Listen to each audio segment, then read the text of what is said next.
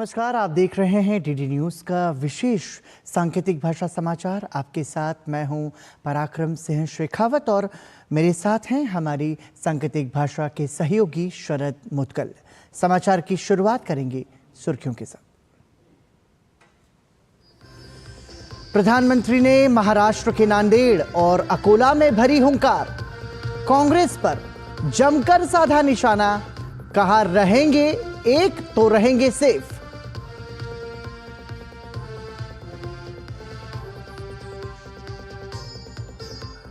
झारखंड के खूंटी में राजनाथ सिंह ने शिक्षा और रोजगार बढ़ाने पर जताई प्रतिबद्धता, तो छतरपुर और हजारीबाग में अमित शाह ने विपक्ष पर साधा निशाना।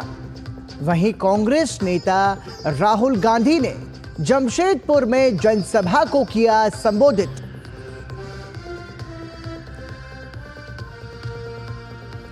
ऑल इंडिया उलेमा बोर्ड के महाविकास अघाड़ी को 17 मांगों वाले भेजे पत्र पर भाजपा ने साधा निशाना।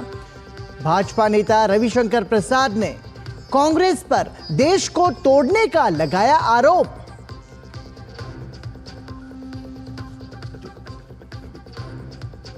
उत्तराखंड स्थापना दिवस पर प्रधानमंत्री ने दी बधाई।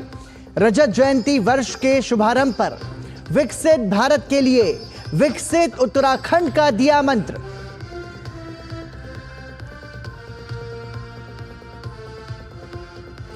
और भारत दौरे पर आएगी श्रीलंका की बधिर क्रिकेट टीम। भारत श्रीलंका के बीच पहला वनडे मुकाबला 2 दिसंबर को।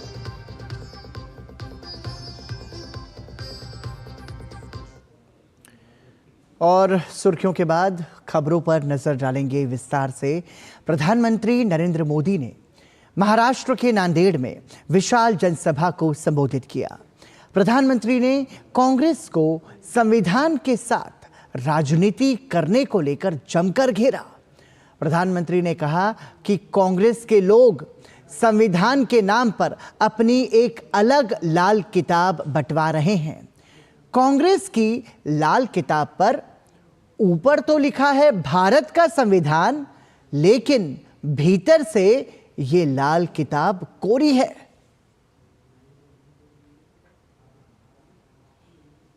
कांग्रेस के लोग संविधान के नाम पर अपनी एक अलग लाल किताब बंटवा रहे हैं।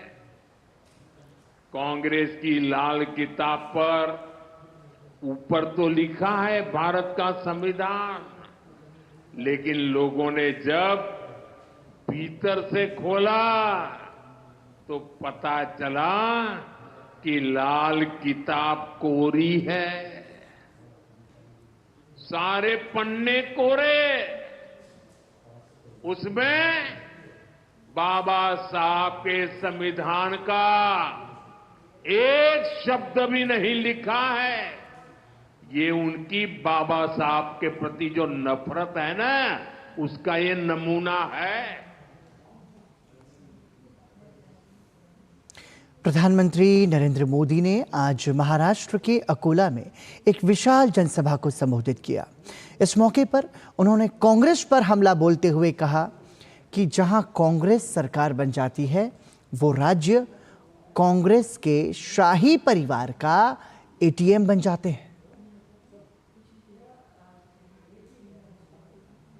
मैं महाआघाड़ी की घटक कांग्रेस का एक उदाहरण आपको देता हूं।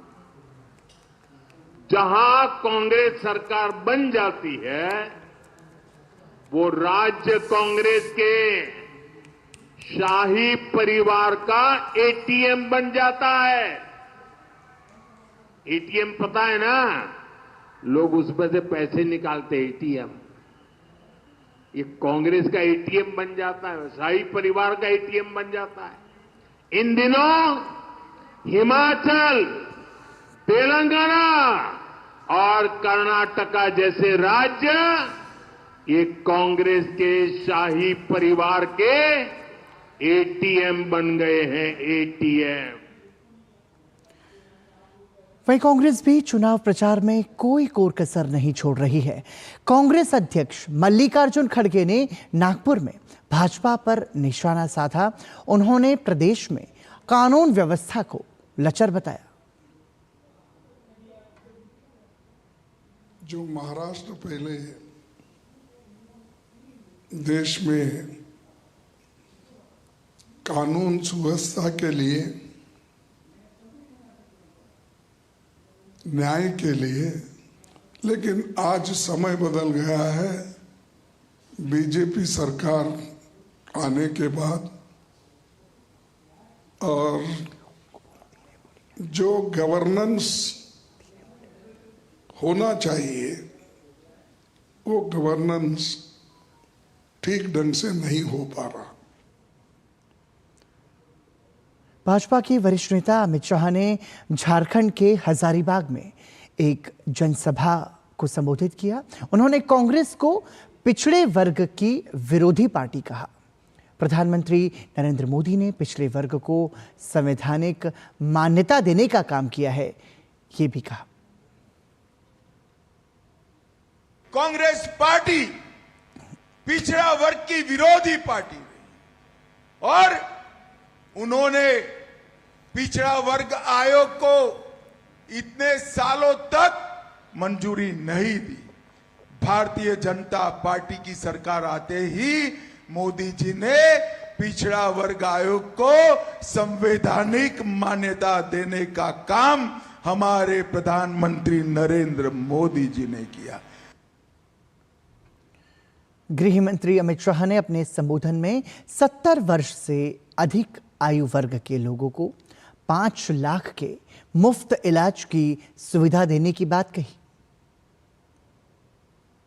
गरीब का 5 लाख तक का पूरा इलाज मुफ्त में हो रहा है और अब किसी भी आयु वर्ग के 70 साल से ज्यादा आयु वाले बुजुर्ग को और 5 लाख तक रुपया दिया जाएगा इलाज के लिए। 10 लाख तक का पूरा इलाज आज नरेंद्र मोदी सरकार कराती। झारखंड के खूंटी में भाजपा नेता राजनाथ सिंह ने चुनावी जनसभा को संबोधित किया। उन्होंने शिक्षा और रोजगार पर फोकस करते हुए कहा कि राज्य में भाजपा की सरकार बनने पर 5 साल में 5 लाख स्वरोजगार के अवसर उपलब्ध कराए जाएंगे। उन्होंने कहा कि गरीब और वंचित वर्ग की बालिकाओं को केजी से पीजी तक मुफ्त शिक्षा भी दी जाएगी। 5 वर्षों में 5 लाख स्वरोजगार के अवसर सुनिश्चित करें। 2,27,500 सरकारी पदों पर निष्पक्ष पारदर्शी तरीके से हम लोग नियुक्ति करें। जो स्नातक और स्नातकोत्तर पास हैं उनके लिए मैं कहना चाहता हूं, उनको अपना कैरियर बनाने के लिए उनको नौकरी नहीं मिली है, 2 वर्ष तक उन्हें हम 2,000 रुपया प्रतिमाह मुहैया कराएंगे। राज्य के जो गरीब हैं, पिछड़े वर्ग हैं, कि प्रत्येक बालिका को पहली दर्जा से लेकर के बिल्कुल अंत तक, दर्जा 16वीं तक शिक्षा इनको मुफ्त में दिलाई जाए। और आइए अब सीधा रुख करेंगे जमशेदपुर में गृह मंत्री अमित शाह के रोड शो का।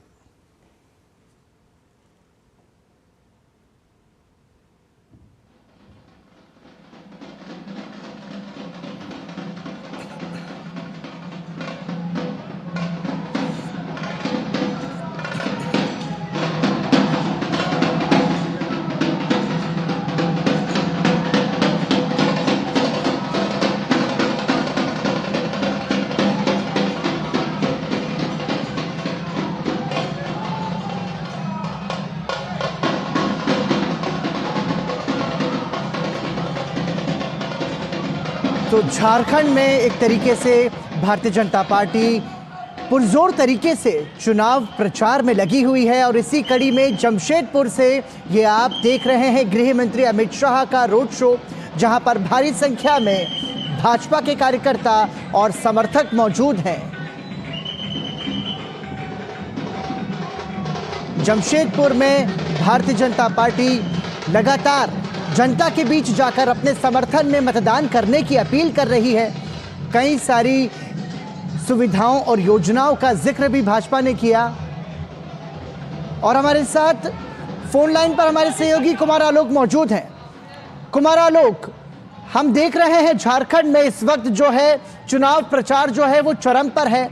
सभी राजनीतिक दल जो है वो जनता के बीच में समर्थन मांग रहे हैं, लेकिन इस वक्त जो नजारा गृह मंत्री अमित शाह का देख रहे हैं, जनसैलाब वहां उमड़ा है, कैसा माहौल है इस वक्त झारखंड में? देखिए, अगर हम झारखंड की बात करें और खासकर कोल्हान क्षेत्र की बात करें तो कोल्हान क्षेत्र में 14 सीटें ऐसी है जहां पर दोनों ही पार्टियां यानी महागठबंधन और भारतीय जनता पार्टी की जो एनडीए घटक दल है वो यहाँ पर चुनाव लड़ रहे हैं। और आप देख रहे हैं कि अमित शाह की इसके पहले भी एक यहाँ से हम अगर कहें कि जमशेदपुर से 150 किलोमीटर दूर एक जनसभा हुई थी, भारी जनसभा हुई थी और वहां पर भारी संख्या में लोग वहां पर पहुंचे थे और उससे बहुत उत्साहित हुए थे अमित शाह गृह मंत्री। और उन्होंने जो तमाम तरह की जो घोषणाएं जो उन्होंने चुनावी घोषणा पत्र में भारतीय जनता पार्टी ने जो जनता से वादा किया है उन सारी चीजों को उन्होंने जनता के समक्ष रखा और बहुत ही बेहतरीन रिस्पॉन्स मिल रहा था। वही हाल आप देख सकते हैं किस तरीके का जनसैलाब यहाँ पर जमशेदपुर में उमड़ा है अमित शाह को देखने के लिए, अमित शाह को सुनने के लिए। और ये रोड शो अपने आप में एक ये कहा कि भारतीय जनता पार्टी ने पूरा जोर लगा रखा है।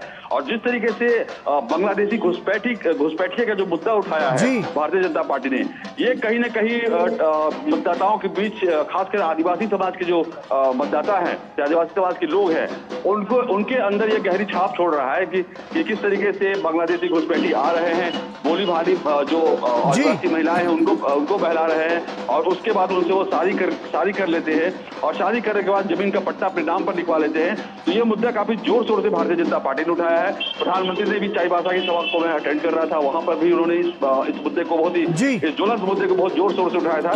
और अमित शाह ने जो मैंने आपको बताया कि नरसिंहगढ़ में उनकी जो सभा हुई थी उसमें इस मुद्दे को उठाया था तो जनता से बेहतरीन रिस्पॉन्स मिला था।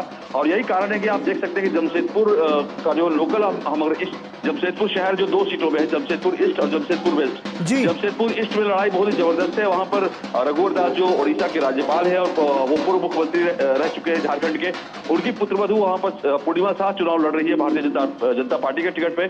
और उनके खिलाफ जो चुनाव लड़ रहे हैं कांग्रेस के उम्मीदवार, हालांकि काफी बार वो दल बदल कर चुके हैं लेकिन वो पूर्व आईपीएस है, इनकाउंटर स्पेशलिस्ट माने जाते हैं। तो अजय कुमार को कांग्रेस ने वहां से जमशेदपुर पूर्वी से अपना उम्मीदवार बनाया है। वही जमशेदपुर पश्चिमी की अगर बात करें तो जमशेदपुर पश्चिमी में वहां भी मुकाबला काफी रोचक है। बहुत धन्यवाद कुमार आलोक इस तमाम जानकारी के लिए। तो जमशेदपुर में गृह मंत्री अमित शाह एक रोड शो जो है वो कर रहे हैं भाजपा के समर्थन में और चुनाव का दौर है और सभी राजनीतिक दल कोशिश कर रहे हैं अपने अपने समर्थन में मतदान की अपील जनता से करते हुए।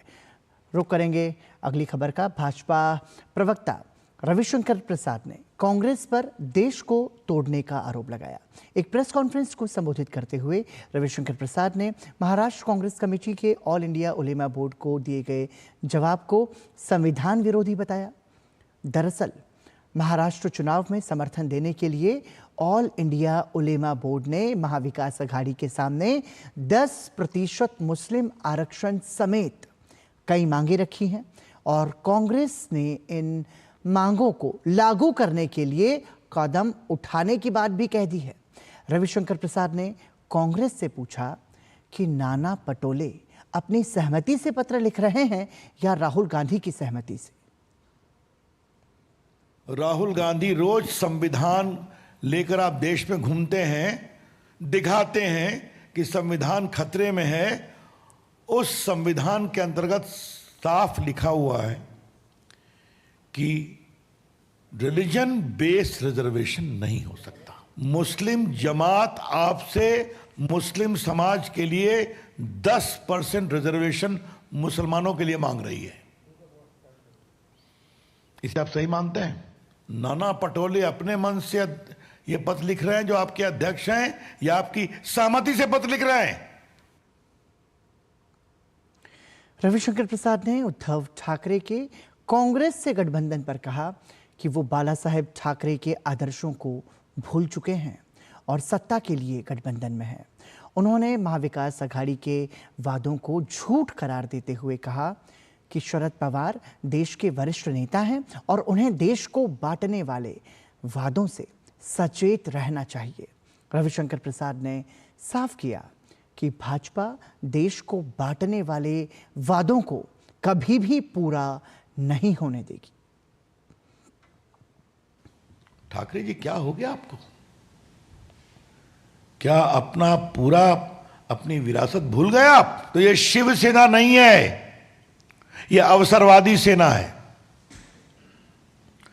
उद्धव ठाकरे की शिवसेना अब बाला साहब की शिवसेना नहीं बची, ये सत्ता के लिए लोलुप अवसरवादी सेना है। तो वोट बैंक के लिए किसी सीमा तक जाएंगे।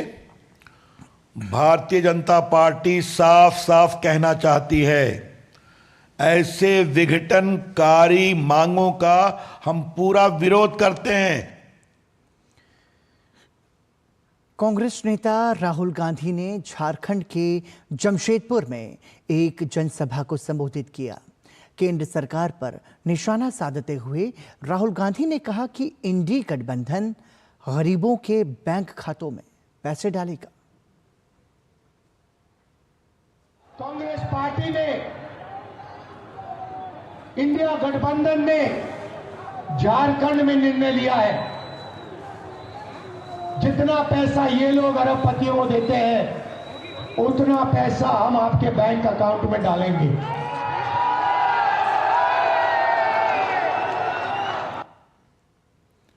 भारतीय जनता युवा मोर्चा के कार्यकर्ताओं ने मुख्यमंत्री सुखविंदर सिंह सुक्खू के नेतृत्व वाली राज्य सरकार के खिलाफ विरोध प्रदर्शन का अनोखा रास्ता निकाला। युवा मोर्चा ने शिमला में समोसा मार्च का आयोजन किया। इस समोसा मार्च में सैकड़ों की संख्या में युवा मोर्चा के कार्यकर्ताओं ने हिस्सा लिया। गौरतलब है कि हिमाचल प्रदेश के मुख्यमंत्री सुखविंदर सिंह सुक्खू के लिए बनाए गए समोसे और केक उनके सुरक्षा कर्मचारियों को परोस दिए गए। इसके बाद विवाद खड़ा हो गया और सीआईडी जांच तक की जरूरत पड़ गई। भारतीय जनता युवा मोर्चा के हिमाचल इकाई के अध्यक्ष तिलक राज ने कहा कि पूरे देश भर में हिमाचल प्रदेश का मजाक बन चुका है। कभी टॉयलेट टैक्स लगने की बात होती है और अब समोसे पर नई बहस शुरू हो गई है। कभी ये टॉयलेट पे टैक्स लगा देते हैं और कभी ये समोसे की जांच कराना शुरू करते हैं। ये बहुत दुर्भाग्य का विषय है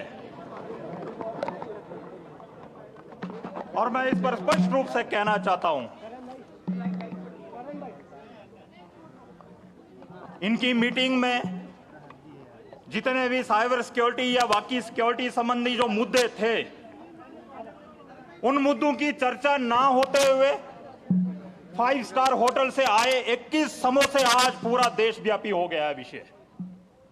और सारे लोग हिमाचल का मजाक बना रहे हैं कि हिमाचल की सरकार कर क्या रही है ये, और सारे हिमाचल वासियों का सर जो है सर शर्म से झुक गया है। छठ पूजा अनुष्ठान संपन्न हो गया है। बिहार में अन्य प्रदेशों से आए लोगों का लौटना शुरू हो चुका है। अत्यधिक भीड़ की संभावना को देखते हुए कटिहार रेल मंडल की ओर से कटिहार, पूर्णिया, जोगबनी और बारसोई समेत आधे दर्जन स्टेशनों पर यात्रियों के लिए बेहतर व्यवस्था की गई है। इस अवसर पर अपर मंडल रेल प्रबंधक मनोज कुमार सिंह ने बताया कि स्टेशनों पर भारी भीड़ की समस्या को देखते हुए यात्रियों के लिए होल्डिंग एरिया का प्रबंधन किया गया है और प्रतिदिन लगभग 20,000 लोग कटिहार से यात्रा करेंगे।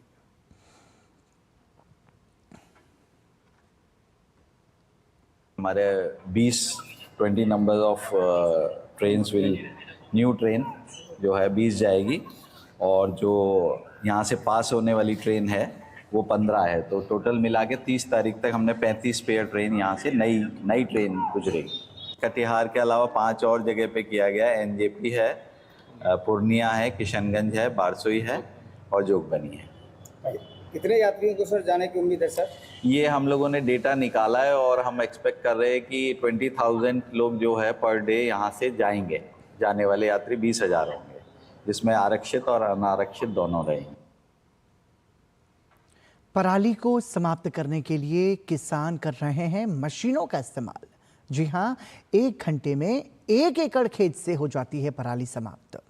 वायु प्रदूषण को रोकने का हरियाणा के किसानों का ये प्रयास वाकई काबिले तारीफ है। रोहतक के धामड़ गांव में अब किसान पराली को नहीं जलाते हैं।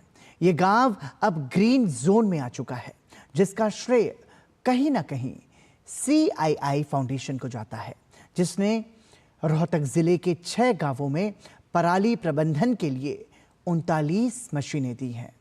कैसे कर रहे हैं किसान इन मशीनों का इस्तेमाल और क्या वाकई में हो जाती है पराली समाप्त, इसका ग्राउंड जीरो पर जायजा लिया हमारे संवाददाता गिरीश निशाना ने। हम हरियाणा के धामड़ गांव के अंदर हैं। आप ये देख सकते हैं किस तरह से पराली को समाप्त किया जा रहा है। ये मशीनों द्वारा किया जा रहा है। तो कहीं ना कहीं जो पराली का धुआं उठता था, अब वो हरियाणा के इन गांवों में नहीं दिखाई देता। इस पर ज़्यादा बात करने के लिए हमारे साथ मौजूद हैं किसान विनोद। सर, किस तरह की ये मशीन है आपकी? ये मशीन जो हमारी पराली है उसको हम नहीं जला पाते, इसलिए हम वेस्टेज नहीं होने देते। हम ज़मीन में इसको मिक्स कर लेते हैं, जिससे हमारी पैदावार बढ़ती है। पैदावार बढ़ने से हमारे को फसल में फ़ायदा होता है। बीज यूरिया कम डलता है, DAP कम डलता है। ये कौन सी मशीन है जो आप इस समय ट्रैक्टर में इस्तेमाल कर रहे हैं? ये गवर्नमेंट द्वारा दी गई सुपर सीडर है। सुपर सीडर, हाँ, क्या काम रहता है सुपर सीडर? इसको पराली को ज़मीन के अंदर मिलाना और जैसे मिट्टी है, मिट्टी को ऊपर लेके आना, बार बार तेल ज़्यादा ना जलना। इसके बाद आप क्या करेंगे इस ज़मीन के अंदर? इसके बाद में हम एक बार और बिजाई कर देंगे इसकी दोबारा इसी मशीन से। तो पूरी तरह पराली समाप्त हो जाएगी। करीब 1 घंटे के अंदर 1 एकड़ के अंदर पराली को समाप्त किया जा रहा है। ट्रैक्टर पर मौजूद हैं अनुज। क्या कहेंगे, किस तरह काम कर रहे हैं आप? ये बढ़िया है काम है जी, वातावरण को बचाने के लिए। किस तरह की मशीन लगाई है आपने ट्रैक्टर में? ये सुपर सीडर है जी। क्या काम करती है? ये बिजाई भी कर रहा है, ये पराली को भी अंदर समाप्त करते हैं, ज़मीन में अंदर घुसाते हैं, जिससे पराली समाप्त हो जाए और उसके बाद बिजाई कर लो। अपना बढ़िया तरीका है। कितना समय लगता है आपको सब कार्रवाई करने में? अभी किले में 1 घंटा लग जाता है, 1 एकड़ में 1 घंटा लग जाता है। हाँ। तो कहीं ना कहीं किसान पूरी तरह जागरूक हो चुके हैं कि प्रदूषण से अपना हरियाणा बच सके, इसको लेके खास तौर पर ये लोग इन यंत्रों का इस्तेमाल कर रहे हैं। कैमरामैन कमलेश कुमार के साथ गिरीश निशाना, DD न्यूज़, रोहतक, हरियाणा। श्रीलंका के खिलाफ वीरेंद्र सिंह के नेतृत्व में खेलेगी भारतीय बधिर क्रिकेट टीम। 5 वनडे मैचों की सीरीज खेलने के लिए भारत दौरे पर आ रही श्रीलंका बधिर क्रिकेट टीम से मुकाबला करने के लिए भारतीय बधिर क्रिकेट टीम का चयन किया गया।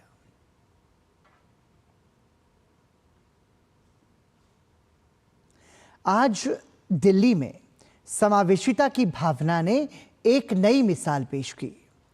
स्पेशल ओलंपिक्स भारत, जो बौद्धिक और विकासात्मक अक्षमताओं से जुड़े एथलीटों के लिए राष्ट्रीय खेल महासंघ है, ने रन फॉर इंक्लूजन का आयोजन किया।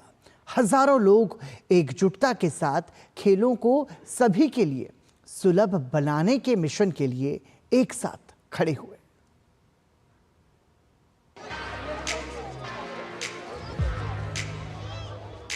भारत ने शनिवार को दिल्ली में एक अनोखी रन फॉर इंक्लूजन का आयोजन किया। स्पेशल ओलंपिक्स भारत बौद्धिक और विकासात्मक अक्षमताओं से ग्रस्त एथलीटों के लिए भारत का राष्ट्रीय खेल महासंघ है। कार्यक्रम का शुभारंभ कॉर्पोरेट मामलों और सड़क परिवहन एवं राजमार्ग राज्य मंत्री हर्ष मल्होत्रा और स्पेशल ओलंपिक्स भारत के अध्यक्ष डॉक्टर मल्लिका नड्डा ने किया। जो साथी यहाँ पर आज रन फॉर इंक्लूजन के लिए एकत्रित हुए हैं, स्पेशली मैं उन स्पेशली एबल्ड बच्चों के लिए बहुत बहुत बधाई देता हूं और उनके लिए मेरा ये भी संदेश है मंच की तरफ से कि आप सब लोग भारत का भविष्य हैं। भाजपा नेता बांसुरी स्वराज और मनोज तिवारी भी इस आयोजन में शामिल हुए और इस मुहिम का समर्थन किया। स्पेशल ओलंपिक्स भारत की अध्यक्ष मल्लिका नड्डा ने कहा कि यह दौड़ खेल की भावना और समावेशिता की शक्ति का प्रतीक है। The Run for Inclusion is organized with the motto to include everyone in the mainstream of the society. We have 100 school children who are participating in the Run for Inclusion. Along with the school children, we have more than 1,000 special athletes who are part of this Run for Inclusion. Inclusion is a revolution that each one of us must join, we must propagate. It's extremely important. One, because this actually promotes physical health. It actually encourages going into the outdoors. Second, when you actually see such a large participation, you also realize that the awareness campaign is such a success. 3 kilometre की इस दौड़ में 10,000 से अधिक लोगों ने भाग लिया, जो विशेष एथलीटों के साथ एकजुटता में खड़े थे।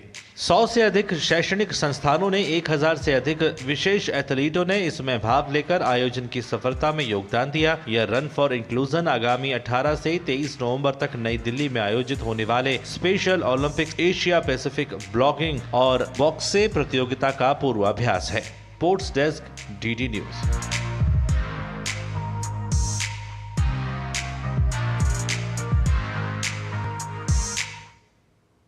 और इसी के साथ ही डीडी न्यूज़ के विशेष सांकेतिक भाषा समाचार में अभी के लिए इतना ही। मुझे और हमारे सहयोगी शरद मुदगल को दीजिए अनुमति। नमस्कार।